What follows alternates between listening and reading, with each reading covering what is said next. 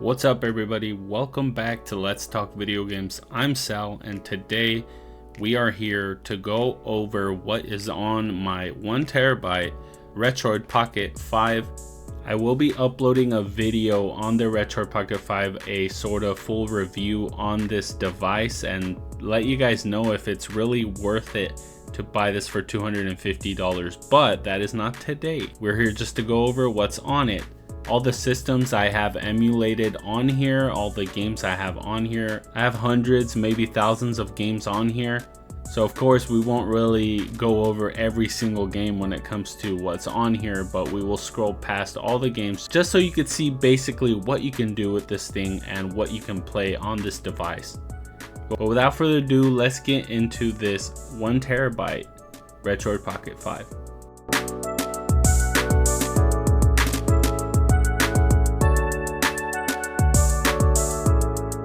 So here we are on the main menu of the Retroid Pocket 5.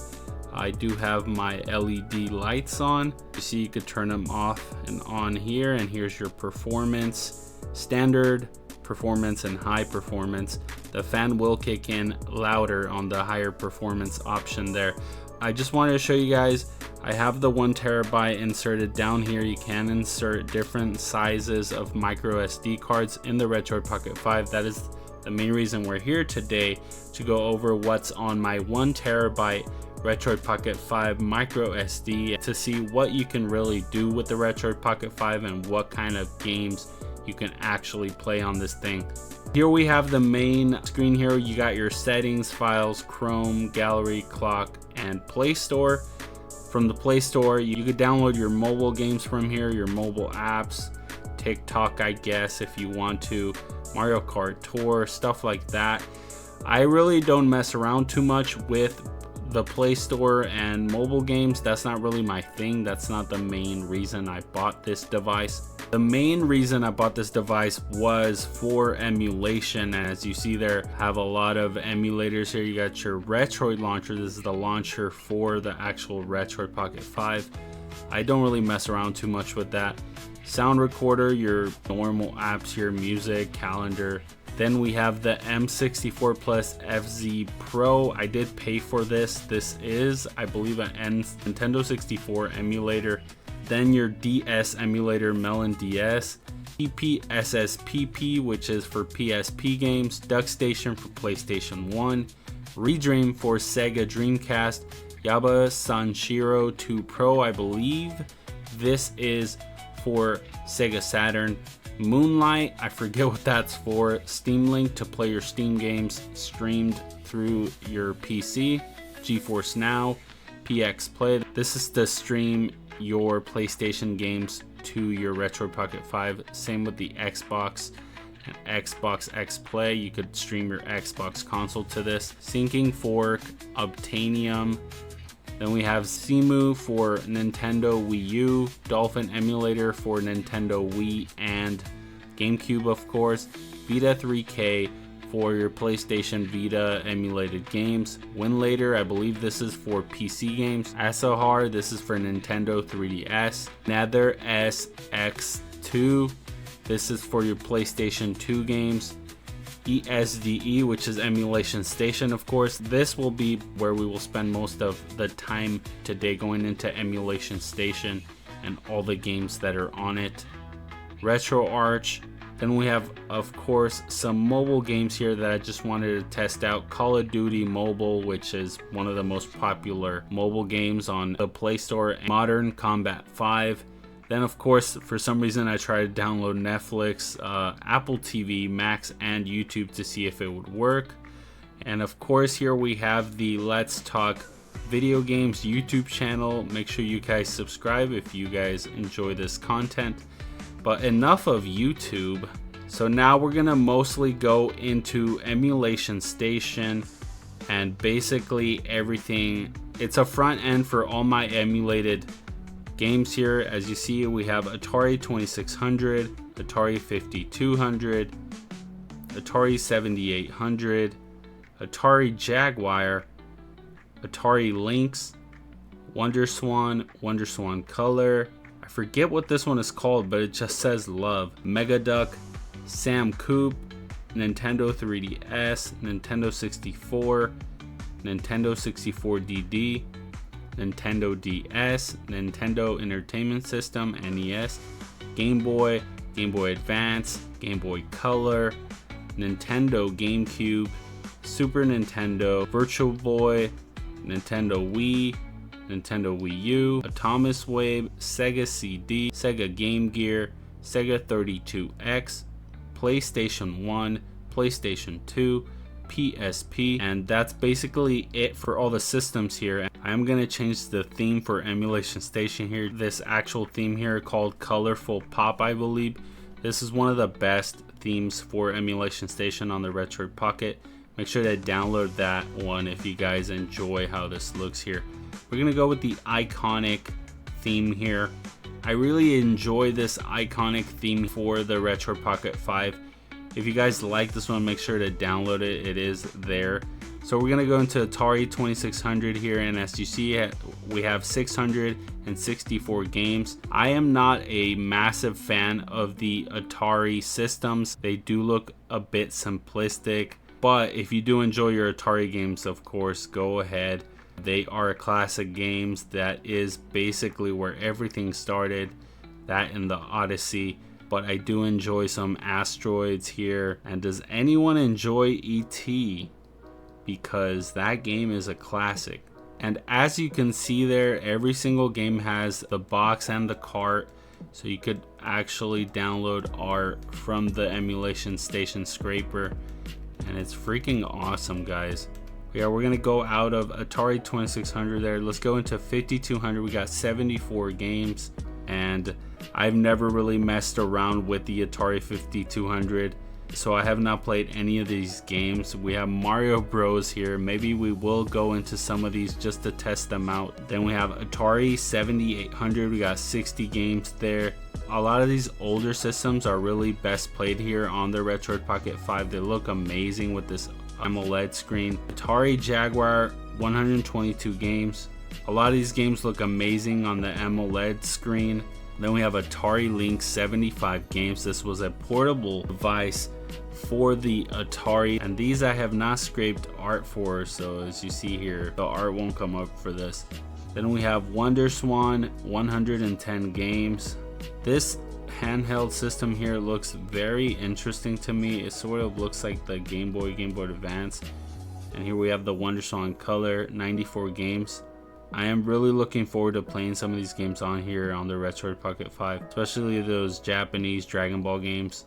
So here we have the Chai Love Framework, 5 games. Not many games here, but very interesting games for the Chai Love. Mega Duck, 24 games. The Sam Coop, 55 games. I have no idea why I have these here. And we only have one game, 1001 Spikes for the 3DS. Honestly, I don't really enjoy playing the 3DS games on the Retroid Pocket 5. I don't think they look that amazing on it.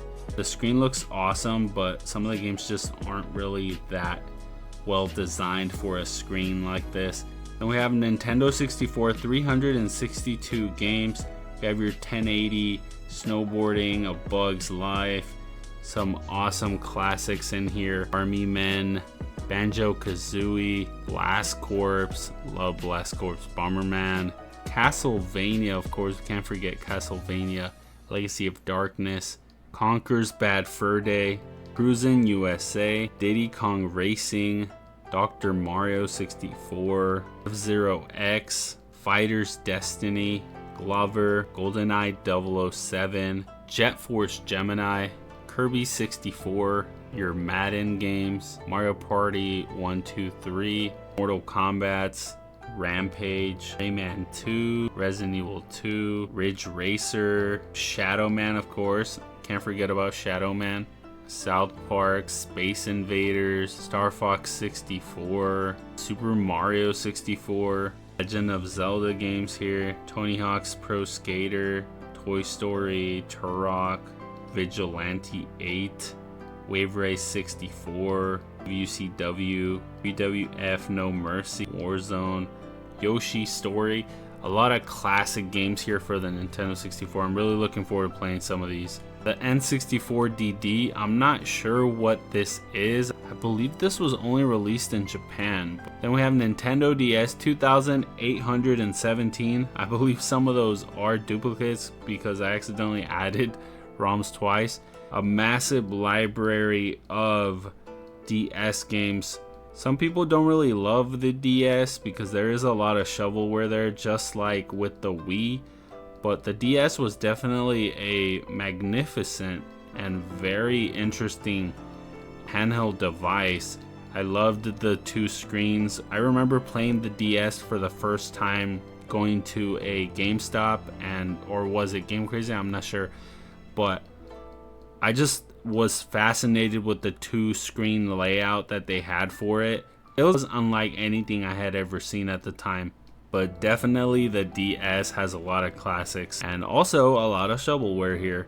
Nintendo NES, 850 games. A lot of games here. So many games. Too many good games, no time to play them, right guys? But yeah, that's your NES here. Game Boy, 375 games. Again, I figured some of these would be best to play on this AMOLED screen. They look amazing on here. I will be testing some of these games after we go through the entire list here. 486 games for the Game Boy Advance. This is one of the handheld systems that I actually want to play more of here on the Retroid Pocket 5. I do have a couple of games that I actually want to get through. I need to make a list of all the systems here and the games that I need to play. If you guys have any recommendations or games that you guys think I should try, definitely leave that in the comments below. Game Boy Color, we got 448 games. A lot of classic games for the Game Boy Color. Nintendo GameCube, we got 62 games on here, and these games run awesome.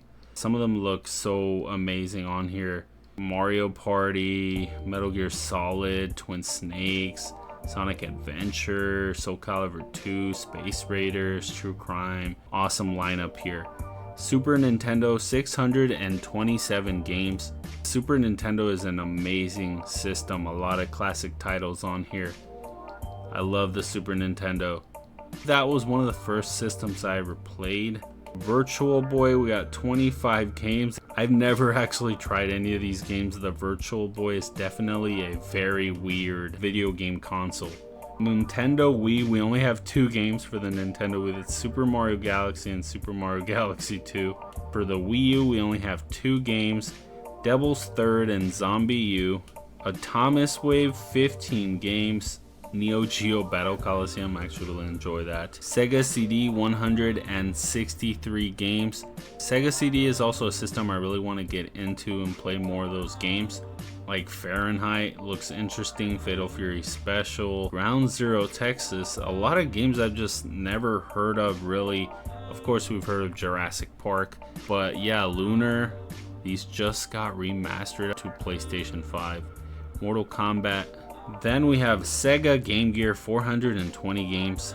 No art for these guys, sorry about that, but I have not had a chance to add more art, just been playing some games here. Mega Drive, 32X.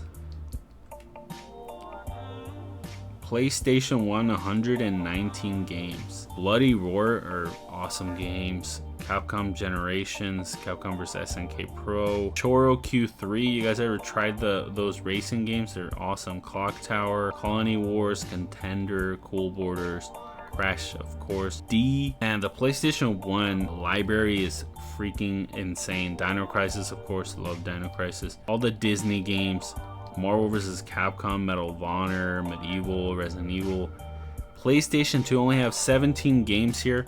Resident Evil Dead Aim, a lot of awesome games here. 25 to Life, Black, Capcom Classics Collection, Dragon Ball Z Budokai 2, Capcom vs SNK Mark of the Millennium, Budokai Tenkaichi 1 and 2, Need for Speed Underground, Resident Evil Outbreak File 1 and 2, The Bouncer.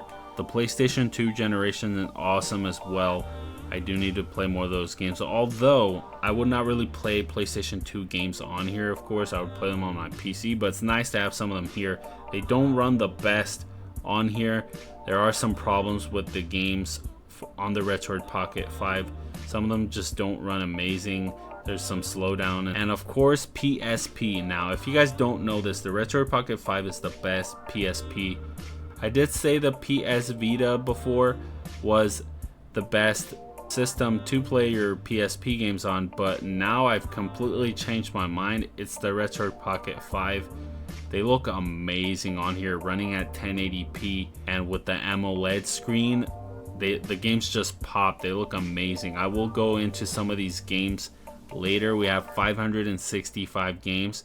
The PlayStation portable library is all here mostly, and they all run amazing. They look amazing. But yeah, you guys should definitely check out some PlayStation portable titles on the Retroid Pocket 5. Here we are back to the Atari 2600. That's what's on my Retroid Pocket 5, guys. So now let's go into some actual gameplay for these. So now I want to go into some games and some systems I've been trying out on the Retroid Pocket 5. First, here we have Sonic Adventure 2 Battle for the Nintendo GameCube. If you guys did not know, this was the first Sonic released on a Nintendo console. This was after the Dreamcast failed. A much smaller team worked on Sonic Adventure 2. Now, I have spent much more time with the original Sonic Adventure DX. This was my first time putting more time into this one, since I did not play it that much back when I did have it on the GameCube. But so far, I'm really enjoying it. I love the music. Obviously, Sonic Adventure soundtracks kick.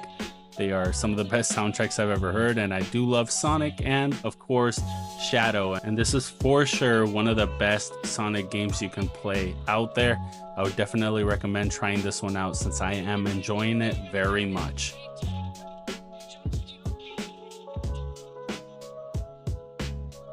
The next game we have here, Dragon Ball Z Saga, is probably one of the most hated Dragon Ball games.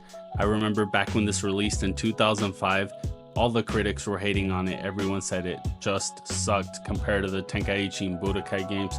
This is a more linear, combat focused, straight up fighting game with upgrades available once you do progress throughout the story. And I can't even tell you how many times I have played this game on different devices: the Steam Deck, the GameCube, the Xbox, the PlayStation 2. This is one of the most enjoyable games for me. I just love it. Sometimes terrible games are really good, and this is definitely one of the ones I keep playing. Donkey Kong Country for the Super Nintendo. This is a classic developed by Rare and published by Nintendo. Not really much more I can say on Donkey Kong Country. Everyone loves this game, and I love this game. I just wanted to show you guys that you could basically play any system really on here, excluding, of course, once we get to like the Nintendo Switch or more powerful systems. But the Super Nintendo games run amazing on this device, and so do the GameCube games. But Donkey Kong Country is definitely a classic and a very fun, sometimes really hard game. So the Nintendo Wii, a 2007 release Super Mario Galaxy. This was the third installment in the 3D Mario platformer games. Super Mario Galaxy is considered to be a classic by many people. I myself have never finished it. I played it a bit here and there. I am planning on playing through it here on the Retroid Pocket 5. I started it over. Hopefully I'll get through it this time, but so far I'm really enjoying it. It looks amazing on the AMOLED screen. As you see here, everything just pops on this screen. Even if it is only 5.5 inches, everything looks amazing, including Super Mario Galaxy here. And this game is just so much damn fun. I would definitely recommend playing this on here. And also, I was not expecting Wii games to run this well on the Retroid Pocket 5, but they do. Running off a Dolphin, the GameCube games run so damn well, and so do the Wii games.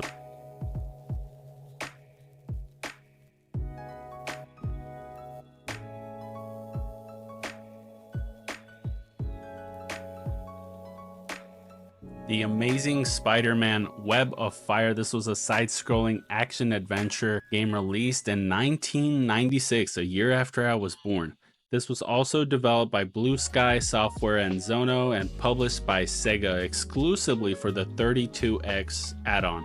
Fun fact, this was the last title released for the Sega 32X because it had only sold 1,500 units, and this was basically the last game for it. And honestly, I was really enjoying the music here. It runs so damn well on the Retroid Pocket 5. I would definitely recommend this one.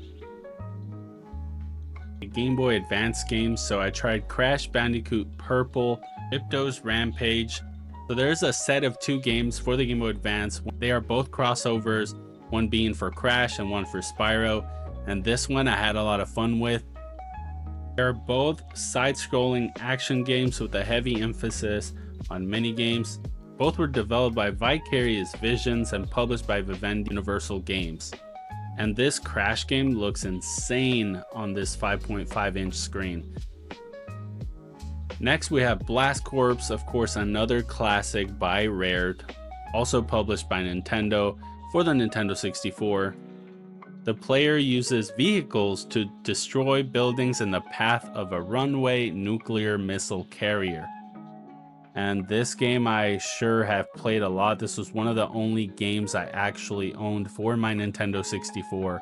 Back when I had one, that was the first system I ever owned. And this was a blast playing. I never knew what I was doing because when we're that age, we don't really know what we're doing in video games. We just have fun destroying these buildings and just messing around in the levels. There are 57 levels, and for sure, this is one I would really recommend if you guys do have it on your Retroid Pocket 5 to give it a chance. Very fun game, of course, by Rare. Bloody Roar 2 for the PlayStation 1, developed by Rising and published by Sony Computer Entertainment in North America. This is the second installment in the Bloody Roar series. Such a shame that these games are stuck on PlayStation 1. There is a way to play these on PlayStation 3 and PSP, of course, through the PlayStation Network, but it would be nice to see these on PlayStation 5 or something like that, or PC. These games are very awesome, just 2D/3D fighters, sort of like Tekken. And the cool thing about these games here is that all the characters turn into beasts. It changes the fighting style, really. It gives you back your health sometimes. It's just a blast. I really enjoyed my time with Bloody Roar 2 here on the Retroid Pocket 5.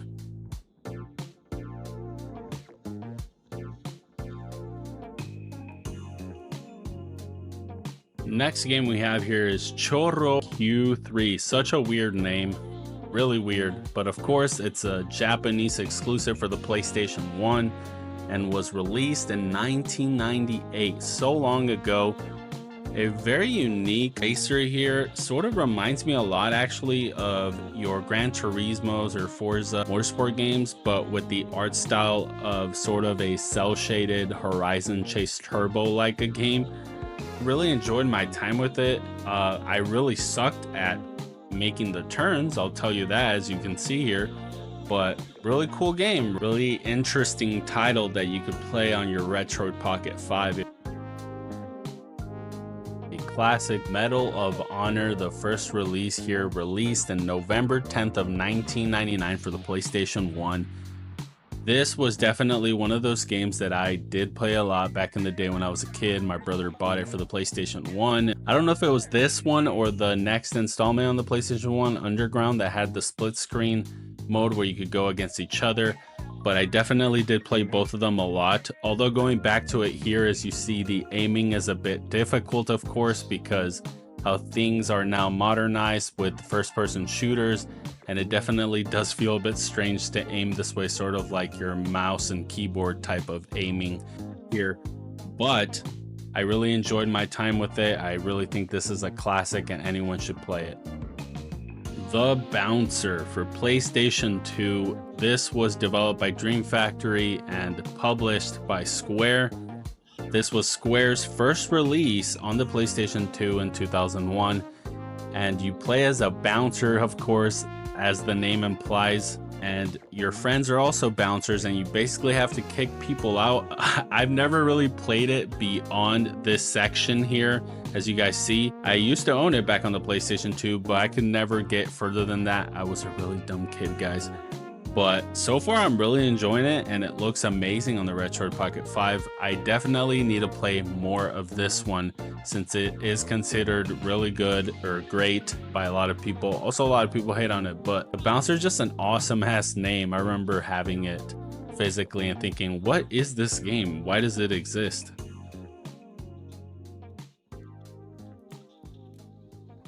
Dragon Ball Z Budokai Tenkaichi for the PlayStation 2. This is an exclusive game for the PlayStation 2. You can't find this anywhere else. The sequels did come to Wii and of course to PlayStation 2 as well, but this one is stuck on the PlayStation 2, and I would say this is probably my favorite Tenkaichi game. I know that's a weird statement to make. Everyone prefers the other two. I do prefer 2 over 3. But this one, I just remember buying it at GameStop, turning in basically all my game collection, selling it for credit so I could buy this $60 game, or was it 50? I'm not sure. But I love Dragon Ball Z Budokai Tenkaichi. It's I think the most unique one out of all of them, which is why I think it didn't do as well. It is a bit underwhelming when it comes to what you can do in it, but still, I cannot get over this game. I wish we had more of the Tenkaichi series. Of course, we have the newer Sparking Zero, but I don't know. I just didn't really love that game like I love the Tenkaichi games. Dragon Ball Z Shin Budokai for the PlayStation Portable. This again is one of my favorite Dragon Ball Z games. It is one I keep replaying, and I play it on everything, every place I could emulate it basically. This was released on the PlayStation Portable March 7th of 2006, developed by Dimps. The story mode is based on the events of the Dragon Ball Z movie Fusion Reborn. I do prefer the other 2 Dragon Ball games on the PlayStation Portable, but this is definitely one I always go back to. It's the most simple one, which means it's more easy to get back into. So I definitely would recommend playing this, and as you guys can see, it looks amazing on the screen. I think this is the best way to play PSP games on the Retroid Pocket 5. This is basically a PSP Pro, really. And we come to the final game here, Toy Story 3 for the PSP. This is my favorite version of Toy Story 3. I know what you guys are thinking, why?